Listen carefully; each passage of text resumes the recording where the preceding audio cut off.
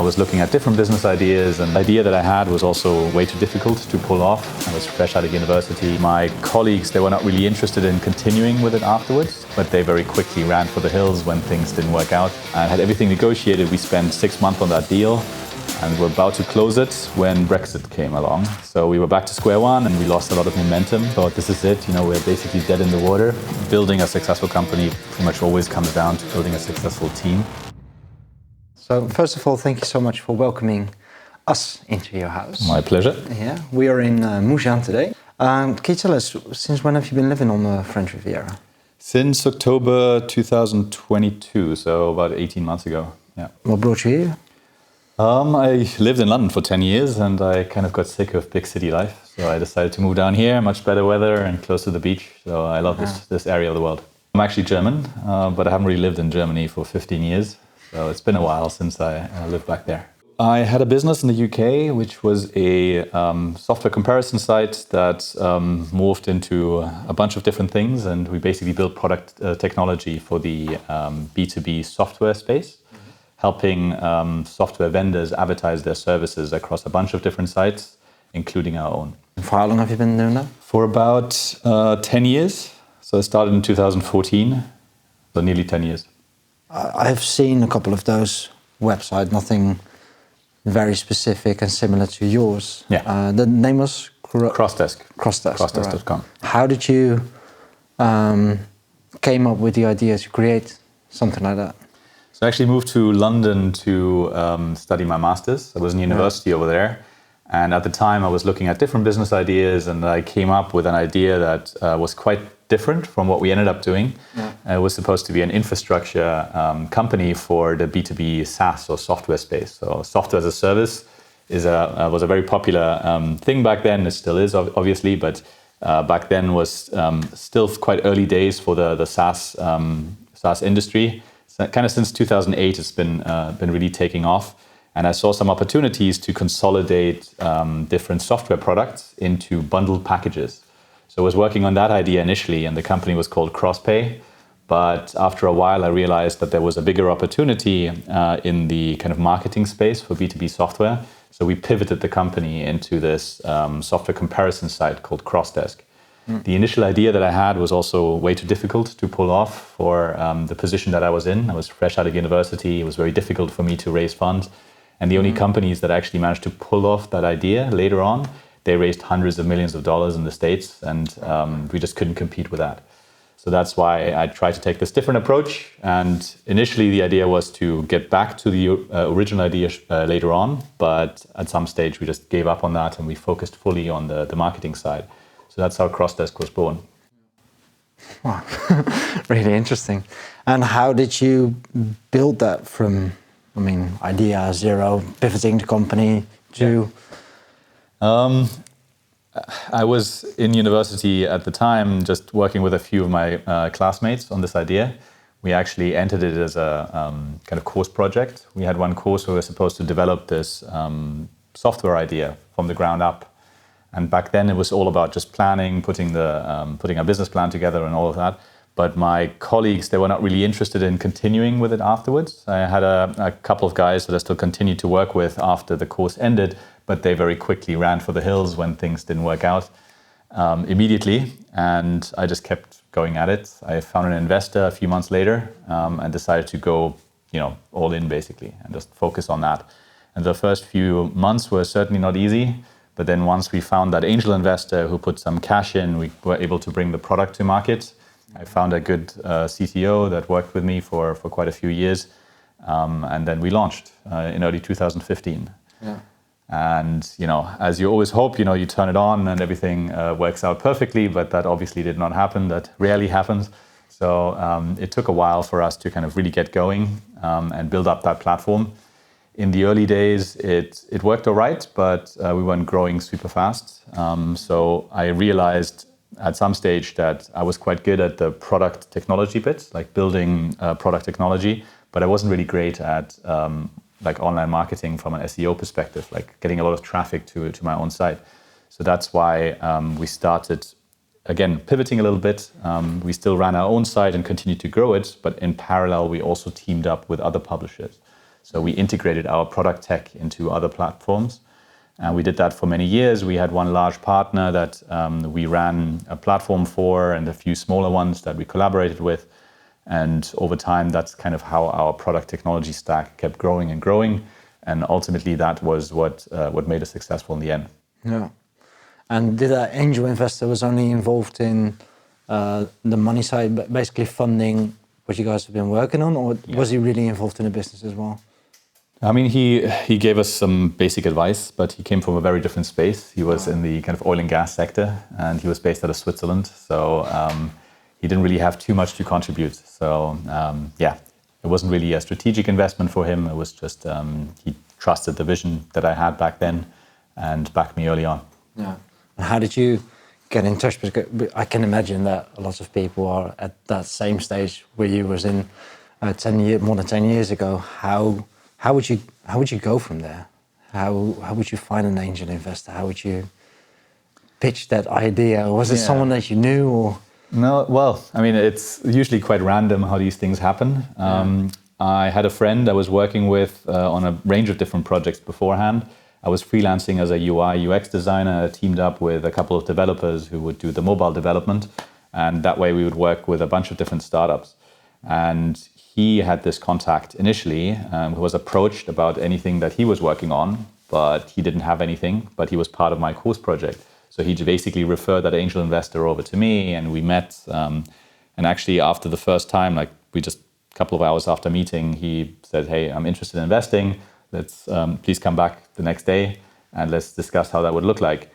And then we started negotiating, and the next day I basically had the term sheet ready, which was a bit surprising. That's not usually how it goes. In the following years, we raised another round, and that was a lot harder. We initially had some investors on the table, but then we were approached by this company that had a strategic interest in investing in us.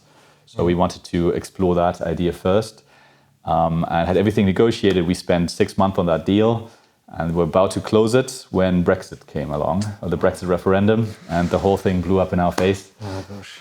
So that was not an easy time, especially because we were out of money, essentially. We had to put all our eggs in one basket. We had worked 6 months on this one deal, and then it didn't work out last minute.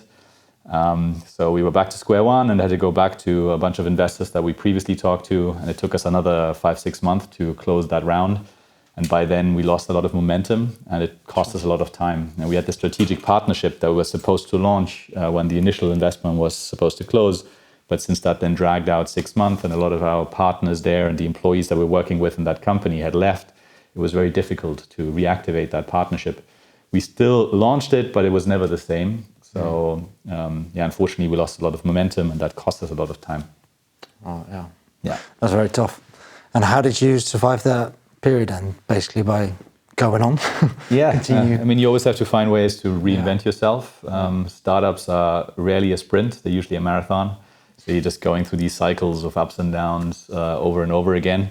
And I can't remember how many times I thought, this is it. We're basically dead in the water. But then you just pull yourselves out by the bootstraps, and you just try and soldier on, find something new. And each time I kind of tried something more radical, introducing a new product, trying a new product line and a new partnership, something that we hadn't really done before. And more often than not, that was what kind of saved us in the end. Even as recent as COVID. When COVID hit, we had a big product line, our largest product line actually, that broke away when everyone went to home office. Because it was based on office environments. We were syndicating essentially enterprise reports to larger companies and qualifying leads based on responses that we were getting from surveys from enterprise offices. And all of that didn't work anymore because everyone was now in home office. So there we had yet again to build a new product. And that got us a lot of interest from people that wanted to acquire us because we were one of the few platforms that had that technology. It was a fairly new type of product technology in the B2B software marketing space. It was very difficult to build. We spent a year on it and figured out a lot of these little things that you need to figure out along the way to make it work. And that set us up in the end to then exit the company. Yeah. I probably do not understand it well. Sorry, but the platform that you've built, you're talking about developing products as well. Is that developing products that can be sold on the marketplace that you have built as well? Or? Not exactly. So we had this marketplace where by now there's about, I think, 15,000 plus different products on there. But in order to manage all of that, we had a vendor solutions portal. So essentially a storefront for all the different product, like software product vendors to manage their listings on the platform and then to run marketing campaigns. Those were primarily pay-per-click, pay-per-lead, and later intent data campaigns. So intent data is a fairly new product concept where you build subscription databases of companies that advertisers can target because they know through that subscription database that they're in the market for a specific product. So it's an intelligence database to figure out whether IBM in the London office is right now looking to buy HR software. And there is very complicated ways of determining that, using a lot of statistics to then come up with these large data sets that allow marketers and salespeople target their activities more strategically. Because a lot of companies have an ABM, account-based marketing approach, where they target specific companies.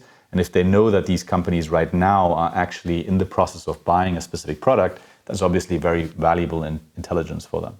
Yeah. That's essentially what we developed as part of the intent data program that we had. But PPC and lead generation were two other product lines that we had to build as well along the way. And those three big products were essentially all run through our vendor solutions portal that by now has been rebranded into Software Select. After we got acquired, we kind of rebranded that, and that product technology portal became a much larger network. So we integrated a lot of different sites into it, and now it's powering, some 10 plus, 12 plus different websites along in the B2B software space. Well, very powerful. And after the acquisition, you continued to work for the company that you've built. So I sold the company about 2 years ago, and then became the head of product for the company that acquired us. It was a Canadian media business. And they had a very kind of valuable audience. They had a bunch of different websites in their portfolio, a lot of interesting traffic, but they had no technology. And we had a lot of technology, a lot of know-how, and just bringing the two together was a very kind of interesting mix, and it worked out very well. We grew very rapidly in the process thereafter, just one by one integrating all of these sites, launching them on the Software Select marketplace, which used to be our cross-desk vendor portal. So just rebranded all of that, plugged in all these new websites, and grew the company as a result. Yeah. And was it always your plan to sell the company, or did that not just always happen? I mean, this was a journey of 8 years until I sold, 10 years of me being involved in that whole company. So along the way you always have different plans, and it rarely works out the way you think it will, but life is funny sometimes, and you always find a way of muddling through, and in the end I'm quite happy with how it went. Can you tell me more about how the acquisition went from first? How did it started basically? So over the years, we had a lot of discussions with companies about potentially exiting to them, especially larger companies in the space that had some strategic interest or that were in adjacent industries and wanted to get into our space. So we had a kind of a Rolodex of a lot of contacts where over the years we would have these discussions with them. But then about 3-4 years ago, we decided that it was time to exit. This was after we had built this new intent data product. We just came to market with it, and I thought it could really benefit from a much larger audience because we had so much product technology that was very valuable and that only much larger companies had. So we wanted to basically get access to a much bigger network and use that to monetize other people's traffic more effectively. The best way of doing that is by teaming up with a large existing media player. And we had discussions with very large B2B publishers on the web. Some of them went fairly well, others not so much. In the end, we had a few options on the table, and we had 2 companies that we were in serious discussions with. And then all of a sudden, one of our partners, this Canadian media company, the CEO just emailed me and asked, hey, are you interested in potentially selling your company? And I said, yeah, funny that you should ask. We're actually in the process of doing that right now. And then last minute, he kind of swooped in. He gave us a better offer, and we went with them. And that value proposition with integrating with their network was even better than the others that we had on the table. And in the end, it worked out incredibly well for everyone. How long would something like that take? Is that, we'll have a conversation. Yeah, I'd like to acquire a company, and I see a good fit. Here's the money. Off you go. Or I mean, there's quite a few things or pieces of the puzzle to figure out along the way. Yeah. The whole process for us took about a year with all the other discussions that we had beforehand. But from the moment that we were approached by the Canadians to actually us closing was maybe 4 months. All right. So because they came in quite late in the process and stole us out from under the other guys, I guess. But that was relatively quick. So within maybe 6 weeks or so, we got to an agreement. And thereafter, it's just due diligence phase. You go through to technical due diligence, financial and legal, and then we signed the agreement after. Mm-hmm. And if you would have any tips for people looking at this video, how would you prepare your company for a potential acquisition, for example? What have you learned during that process? What is important for someone looking to acquire? I mean, there's two ways generally to have a successful exit, I think. One is to have a company that has very good business fundamentals and can grow stably over time. But then you're just selling it based on the merits of the company itself. Mm-hmm. What I find is much better way to do it is to try and position yourself as a strategic and synergetic play for a much larger company, so that you can essentially solve a problem for a company that has a lot more revenue and allow them to gain this multiplier over their growth. Because that way you're essentially expanding a much bigger pie rather than just focusing on your own company. And that was, for us, in the end, the way to do it. And it made sense for a lot of the other discussions that we had too. It was always about kind of bringing our product technology to a much bigger market or a much bigger audience that the acquirer already had. Because that way you're just driving a lot more value. Yeah, makes total sense.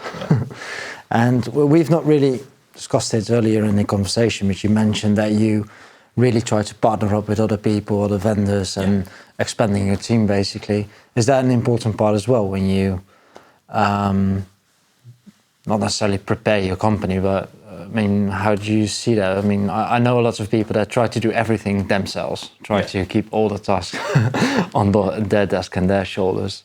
How would you see that? I would like to say that when I started initially, I didn't do that. I certainly did. I was micromanaging a lot. Also had to do that to a certain degree because we didn't raise very much money at the beginning. I was fresh out of university. It was never easy for me to just walk into a VC's office and say, hey, give me $5 million. I want to hire all these different people. So for a lot of problems that we had, I had to be the one to solve them. And I also had to learn a lot in the process. So I worked, initially when I started the company, I never was a programmer, right? I never did any kind of development. I did some web design and some graphic design and stuff like that. But I, sooner or later, had to get my hands dirty in that too and learn that. And then at some stage, my CTO left, and that left a huge gap. So I had to kind of fill in there as well.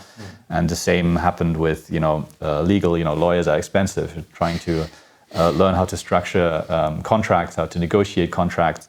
When it comes to accounting, I try to keep the accountancy bill low as well. And with each of these kind of areas, you just have to find a way to adapt or you'll die in the process, right? So you're just always fighting for survival in the early days. And I thought that taught me a lot. I'm now in the process of starting a new company, and I try and approach it a little bit differently, trying to work more smart than hard.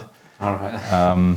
But the first time around, I certainly kind of kept banging my head against the wall, and it wasn't an easy process, but I learned so much doing that. Yeah, I think it's an invaluable lessons that you've learned, wasn't it? Yeah, and you said already that for the new venture that you're working on currently, trying to do it a bit more smarter than harder per se. So how would you? Can you give an example of what you would do smarter? I mean, it's a bit of a cliche, but building a successful company pretty much always comes down to building a successful team. And for this new company, I kind of spend a lot of effort, time to trying to find the right people to begin with. I only have a development team at the moment of a couple of guys, But I spent a lot of time trying to get the recruitment process of that right. And I talked to a lot of different people, and I'm very happy with the people I found now. With my first company, I also had good developers, but it was a bit of a different process. And we hired based on different factors back then. And it was always a bit of a challenge for me to just be hands off and trust them to do what needed to be done. With this new company, I kind of set out the vision in a more structured way, and I just have regular catch-ups and check-ins with my team. Yeah. But then the rest of the time, I kind of am fairly hands-off and let them do their thing. Yeah. And that has worked pretty well so far. I also have a lot more experience now and know what works and what doesn't work. So it's just much easier the second time around. Yeah. And they work remotely mainly, is that? Yeah, right. Exactly. So we're a fully remote team. As of COVID, with my last company, we went into remote working and we never went back to an office environment. There's a lot of value to have this kind of face-to-face interaction, but the big advantage of home offices is that you can have people anywhere in the world, right? Yeah. You're no longer bound to just one location. We used to have our office in London, and there's so much competition from so many different companies. Yeah. So if you're just relying on only being able to hire people in London that have so many other options of working for a lot of other companies, you're going to struggle to get the A players. Yeah. Because there's so much out there. Exactly, and you can't afford to pay A-level salaries, right? So, So with my new company, I kind of made the decision from the beginning to just hire people all over the world. And have this fully remote structure. Yeah. And how do you determine what positions you need to fill first? Because I imagine that you do not have an unlimited budget for hiring people, so you need to be smart about that as well, right? With this new company, I already have relationships with potential clients, and I know I'm solving a problem in the market that needs to be solved and that my customers can really benefit from. So I don't really need to invest in the sales process too much because I knew who to approach. I've had these discussions early on. I built the initial MVP, at least most of the MVP myself, and just demoed it to a few customers. And I got a couple of yeses quite early on that are waiting for the product to be finished. So I knew to get it to the market, I just need to hire a couple more developers to help me build out the back-end infrastructure to finish off the product. So that's what I'm doing right now. We're still not on the market yet, but we're going to be launching next month. That's the plan. And we already have now 2-3 customers waiting for that to be ready. That's exciting. So yeah, exactly. Yeah. Congratulations. Thank you. And the last time that I spoke to you, because you're a part of the business club that we run here in south of France, you told me that it was last month that you officially created the company. That's right? Yeah. Actually, just officially a week ago, but I mean, I've been working on it for a while. Yeah. So we're now incorporated. Yeah. And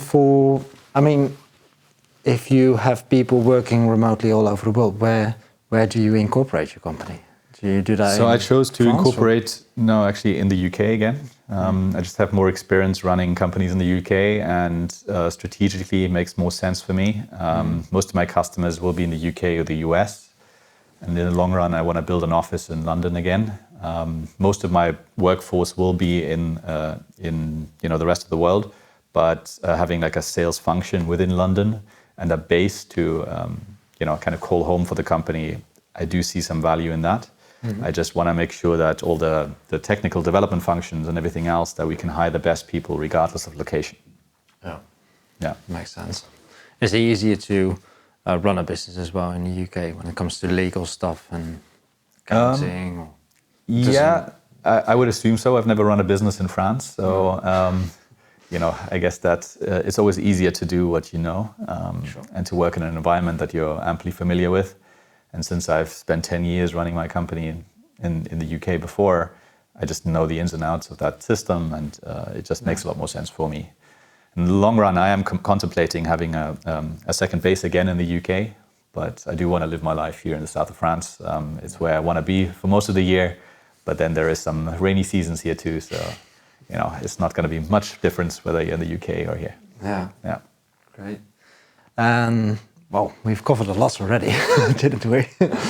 So many questions I still have, but on the other hand, I think it's I'm very impressed by what you've done so far based on what I can hear, of course. I mean, there's years of learning, adapting to challenging conditions. And I think every entrepreneur goes through phases like that in their own way, don't they? Yeah, sure. Yeah. So do you have any tips for people starting to get into the entrepreneurial game or in your industry specific? I mean, it depends whether you're at the early stages of your career or whether you've already been working for 10 years in a specific field.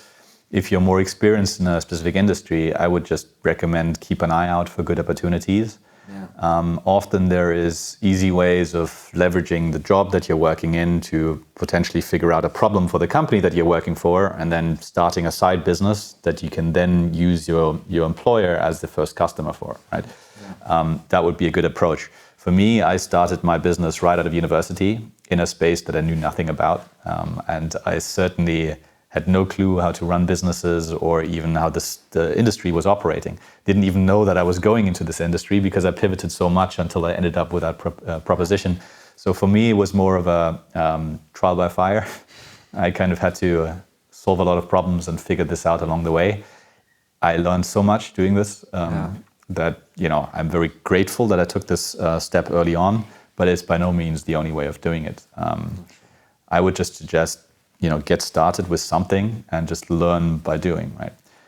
The more you try, the more you learn, and the easier it gets. So the second time around, now that I'm starting my new business, it just feels much smoother and much easier because I've done so many mistakes before and I'm not going to repeat the same mistakes again. So it just makes it easier the second time around. Yeah, sure. You have a lot more equipment with a lot more experience and knowledge. Yeah. Great. Well, I think, you have a flight to catch as well. So I think we can wrap it up here. Thank you so much for inviting us again in your home and taking the time to talk with us. And I'll see you at one of the next events. Sounds great.